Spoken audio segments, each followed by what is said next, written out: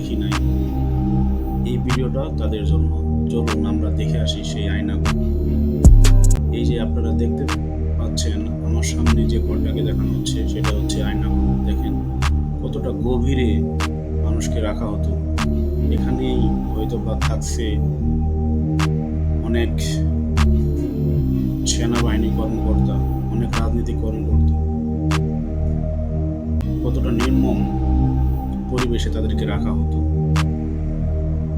দেখতেই অনেকটা বিবস্ত্র মনে হচ্ছে।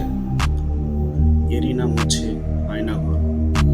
আয়নাঘরের বর্ণনা শুনছেন, আমরা আজ সরাসরি আপনাদের আয়নাঘর দেখাচ্ছি।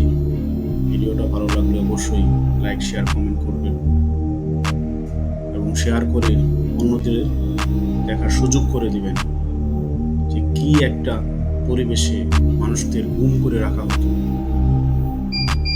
খুবই নির্মম একটা অধ্যায় পার করছে যারা এখানে ছিলেন,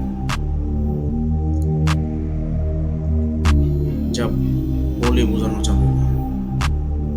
কতটা গভীর জায়গায় তাদের রাখা হতো, অমানবিক একটা বিষয় আমরা এখানে দেখতে পেলাম।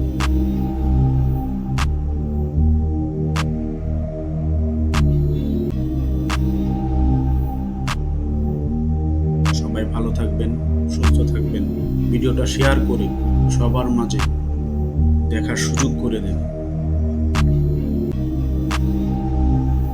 আজকের মতো এই পর্যন্তই। আল্লাহ হাফেজ।